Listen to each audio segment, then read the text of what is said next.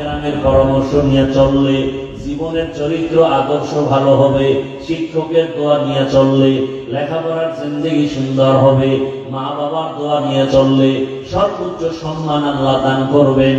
এই 3 জায়গার দোয়া নিয়ে চলো।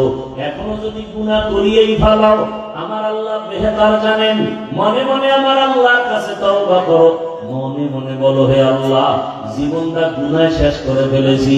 আমার গুনার খবর আমার মা জানে না, ভাই জানে না, স্ত্রী পরিবারের কেউ জানে না। ও আল্লাহ, তুমি জানো, এরপরও তুমি রাগ করে পানি বন্ধ করো নাই, বাতাস বন্ধ করো নাই। ও যুবক বাবারা, মনটাকে বুঝাও। কয়দিন দুনিয়ার বাহাদুরি, ওই কয়েকদিন এক মাস হয়েছে কিনা সন্দেহ। আমি বাইতুল্লাহ সফরে ছিলাম। আপনারা যারা ফেসবুকের গোলামি করেন, দেখছেন না কয়েকদিন আগে বিদেশ থেকে স্বর্ণের অলংকার নিয়ে টাকার পাহাড় নিয়ে আসে বাংলাদেশে, বাড়িতে যাবে, এয়ারপোর্টে উঠছে গাড়িতে স্ত্রী সন্তান সহ।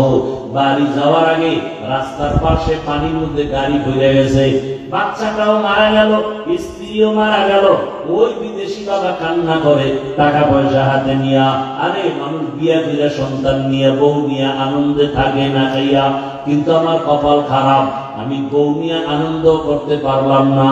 টাকার জন্য বিদেশ গেলাম, অলংকার নিয়ে আসলাম, কেমন কপাল আমার, আমার হাতের উপর আমার বাচ্চাটা মরে গেল, আমার চোখের সামনে স্ত্রী চলে গেল। ও যুবক বাবা, আজকে তুমি এখানে অনেক শান্তিতে বসে আছো, কালকে তুমি গিয়া ঘুমাইবা, ফজরের পরে ঘুমাইবা, অথবা 12টার সময় তুমি উঠবা, মা ডাকবে, বাবা ওঠ, 11টা 12টা বাজছে, আল্লাহ না জানি হতে পারে আজরাইল চলে আসতে পারে। যদি এমন হয়, মা হাত দিয়ে দেখবে পুরো বডি ঠান্ডা, মা একটা চিৎকার দিয়ে বলবে, তোরা কে কোথায় আছো, তাড়াতাড়ি আয়, আমার বাবা দুনিয়ায় জিন্দা নাই। আমাকে এখন আর কে মা বলে ডাকবে? বাবা কান্না করে দৌড়াবে, ইমাম সাহেব, আমার সন্তানের জানাজা না পড়ায় যাবেন না। কেউ যাবে, বলবে কান্না করে, যাও বাজারে গিয়ে কাফন কিনে আসো। কাউকে বলবে, যাও বাড়ির পেছনে বাঁশ বাগানে কবর খনন করো। কাউকে বলবে, গরম পানি করো গোসল দেওয়ার জন্য। শুধু কান্নার আওয়াজ। গরম পানি দিয়ে গোসল করাইয়া তোমার আমার গায়ের জামা গেঞ্জি প্লেট দিয়া কেটে কেটে রাখবে, সাদা কাপড়ের প্যাকেটে পেঁচাইয়া যখন খাটিয়া উঠাইয়া জানাজার ময়দানে নিবে।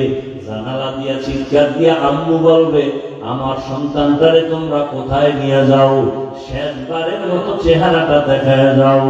ও যুবক বাবা, মরণ কখন আসবে জানা নাই, এমন কোন দিন নেই চোখের সামনে যুবকের লাশের খবর নাই।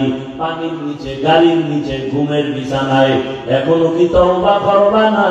জীবনে তো দাড়ি কম কাটলা না, মনের চাহিদা পূরণ করে গুনাহ তো কম করো নাই, নামাজ কম ছাড়লা না, বেপরদায় কম চললা না। এখনো কি করবা নাকি তওবা করবা? আল্লাহ যদি কবুল করে, আল্লাহর কাছে মনটা খুলিয়া তওবার নিয়তে মনে মনে বলো, হে মালিক, কোন দিন মরণ হবে জানা নাই। চোখের সামনে কত বন্ধু বান্ধব চলে গেল, আপন জনেরা চলে গেল। এখনই তওবা করো। মরিয়া গেল আর স্কুলে পড়ি, কলেজে পড়ি, ডাক্তার হই বা ইঞ্জিনিয়ার হই, আর বেয়াদবি করব না। মা বাবার দোয়া নিয়া, শিক্ষকের দোয়া নিয়া, ওলামায়ে কেরামের দোয়া পরামর্শ নিয়া, নবীজির সুন্নতওয়ালা আদর্শ মেনে চলবো। আর কোনদিন নামাজ ছাড়বো না, দাড়ি কাটবো না, বেপরদায় চলবো না, মা বাবার সাথে বেয়াদবি করবো না।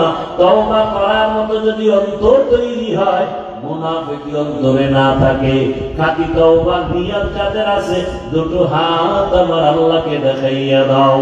আয় আল্লাহ, হাতগুলো কবুল করে নেন, তওবা কবুল করে নেন, তওবার উপরে মজবুত হইয়া চলার মতো তৌফিক দান করেন, আমিন।